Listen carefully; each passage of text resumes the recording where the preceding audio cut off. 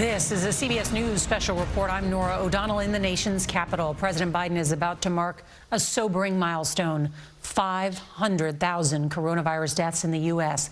That is more American lives lost on the battlefield in World War I, World War II, and the Vietnam War combined. Earlier this evening, the White House lowered its flags to half-staff to mark the 500,000 lives lost. It's a number that was unthinkable 1 year ago when the virus began its rapid spread throughout the world. I'm joined now by CBS News Chief Washington Correspondent Major Garrett. And Major, what are we expected to hear from the president? Well, the president's going to say this is another milestone the country has to wrap its mind, its arms, and its sense of action around. And for those who are thinking, well, wait a minute, we're still going through mitigation efforts. Why aren't they working? They are working, but vulnerable populations remain vulnerable. And those populations affected by this have faced devastating consequences. Here's the president. Each day, I receive a small card in my pocket that I carry with me in my schedule. It shows the number of Americans who have been infected by or died from COVID-19. Today, we mark a truly grim, heartbreaking milestone. 500,071 dead. That's more Americans who have died in 1 year in this pandemic than in World War I, World War II, and the Vietnam War combined. That's more lives lost to this virus than any other nation on earth.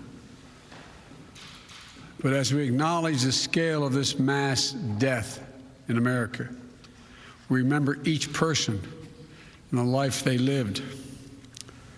They're people we knew. They're people we feel like we knew.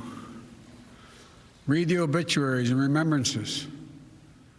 The son who called his mom every night just to check in. The father's daughter who lit up his world. The best friend who was always there. The nurse and nurses, but the nurse who made her patients want to live. I was just in Kalamazoo, Michigan, at the Pfizer vaccine manufacturing facility. There I met a man when I walked in whose father-in-law was dying of the virus. He was sad. I asked if I could call his father-in-law. He said his father-in-law was too sick to speak. But then he said, but could I pray for him? Could I pray for him? We all know someone, fellow Americans who live lives of struggle, purpose, and of hope, who talked late into the night about their dreams, who wore the uniform born to serve, who loved, played, and always offered a hand. We often hear people described as ordinary Americans. There's no such thing. There's nothing ordinary about them. The people we lost were extraordinary. They spanned generations. Born in America, immigrated to America. But just like that, so many of them took their final breath alone in America. As a nation, we can't accept such a cruel fate. While we've been fighting this pandemic for so long, we have to resist becoming numb to the sorrow. We have to resist viewing each life as a statistic or a blur or on the news. We must do so to honor the dead, but equally important, care for the living, those who left behind. For the loved ones left behind, I know all too well. I know what it's like to not be there when it happens. I know what it's like when you are there, holding their hands. There's a look in your eye and they slip away. That black hole in your chest, you feel like you're being sucked into it. The survivor's remorse, the anger, the questions of faith in your soul. For some of you, it's been a year, a month, a week, a day, even an hour. And I know that when you stare at that empty chair around the kitchen table, it brings it all back, no matter how long ago it happened, as if it just happened that moment you look at that empty chair. The birthdays, the anniversaries, the holidays without them. And the everyday things, the small things, the tiny things that you miss the most. That scent when you open the closet. That park you go by that you used to stroll in. That movie theater where you met. The morning coffee you shared together. The bend in his smile. The perfect pitch to her laugh. I received a letter from a daughter whose father died of COVID-19 on Easter Sunday last year.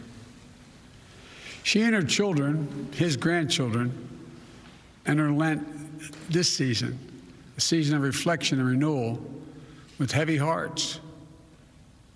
Unable to properly mourn, she asked me in the letter, what was our loss among so many others? Well, that's what has been so cruel. So many of the rituals that help us cope, that help us honor those we loved, haven't been available to us. The final rites with family gathered around, the proper homegoing, showered with stories and love, tribal leaders passing out the final traditions of sacred cultures on sacred lands.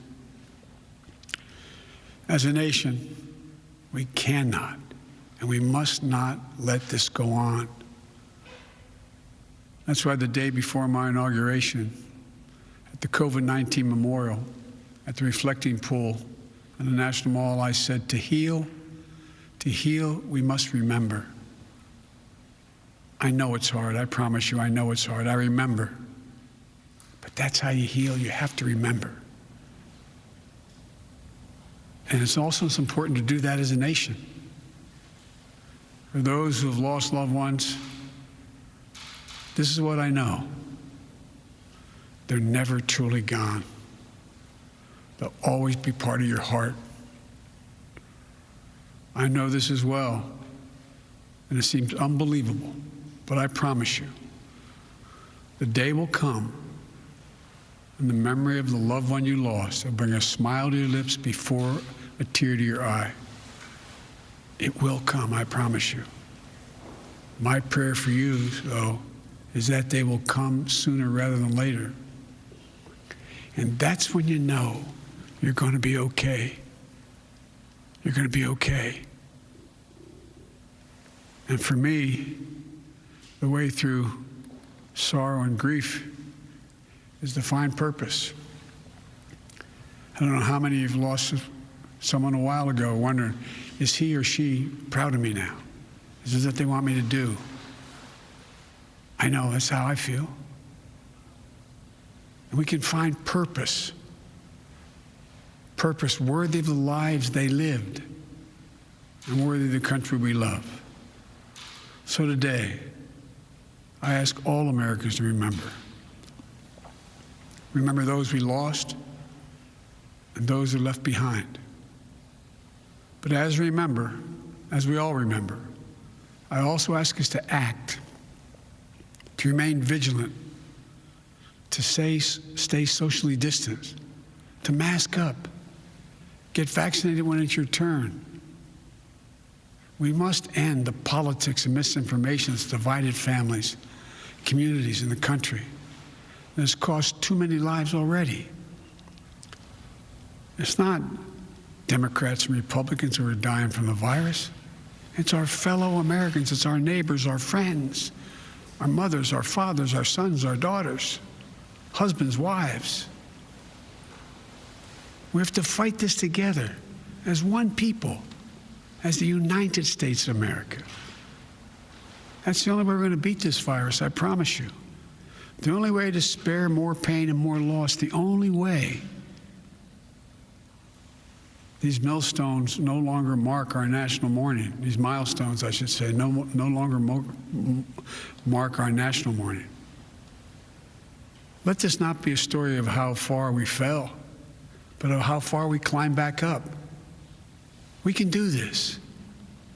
For in this year of profound loss, we've seen profound courage from all of you on the front lines. I know the stress, the trauma, the grief you carry, but you give us hope. You keep us going. You remind us that we do take care of our own, that we leave nobody behind, and that while we've been humbled, we have never given up. We are America. We can and will do this. In just a few minutes, Jill and I, Kamala and Doug, will hold a moment of silence here in the White House, the people's house, your house. We ask you to join us, to remember so we can heal, to find purpose in the work ahead, to show that there is light in the darkness. This nation will smile again. This nation will know sunny days again. This nation will know joy again. And as we do, we'll remember each person we've lost, the lives they lived, the loved ones they left behind. We will get through this, I promise you. But my heart aches for you, those of you who are going through it right now. May God bless you all, particularly those who've lost someone. God bless you.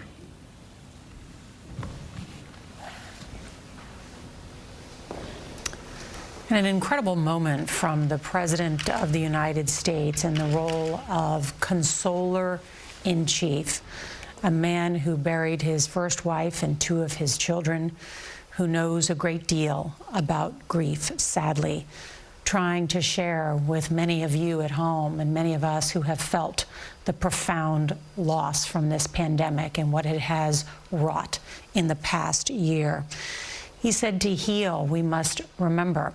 And that's why now you see that is the south portico of the White House, where there are candles lit up because they want to have a moment of silence at sunset to remember, as the President said. You need to remember in order to heal. Major Garrett, you have followed this president for many years, even when he was a senator. Yep. And this is the type of speech that only Joe Biden can give. Sure, and it's always a temptation to set the bar where it has been set in American history by Franklin Delano Roosevelt during the Great Depression, the fireside chat speeches, which were designed to rally the country, hold the country together, give it a sense that all was not lost. They could find purpose and find a way out of a very dark time. This is a dark time. I won't say this was like a fireside chat, but those intimate details that the president talked about, things that people remember, a park where they first met, the crinkle of a smile, what it feels like to have coffee together. Those are things right out of FDR's fireside chats, bringing a president very, very close to intimate moments of suffering across households in this country. By design, the president wants to send a signal that he knows something, not everything, but something about grief, something about individual grief, something about national grief. And by saying that there can be purpose found, the struggle is real, we will experience joy again, he, like Franklin Delano Roosevelt, is trying to show a way out, but not in any way glossing over the pain we're all feeling at the moment. 500 candles there on the stairs leading up to the Blue Room. This is known as the South Portico of the White House. This is where we've seen moments of silence from previous presidents. It's where you see them welcome dignitaries. Let's go to Ed O'Keefe, our senior White House correspondent. And Ed, you heard the president say that for him, the way to get through grief is to find a purpose. That's right. As you guys outlined there, you know, this is someone so uniquely equipped to talk about grief and loss. Those lines about the pain of not being there when it happens, a reference to his first wife, Nelia, and their young daughter who were killed in a Christmastime car crash. And then to be there holding the hand of the person as they slip away is a reference to his grown son, Bo, who, of course, died a few years ago of brain cancer. The line there also about the hope that at some point soon the memory of the person who's passed brings a smile to your face rather than a tear to your eye is one that he repeats often when he talks to people about grief at funerals or whatnot. And here now they come out to the South Portico for a moment of silence. They'll be joined by the Vice President and the Second Gentleman and First Lady Jill Biden. And we will pause when that moment of silence comes. The president also beginning his remarks today by saying we have to resist becoming numb to the virus. Let's pause now.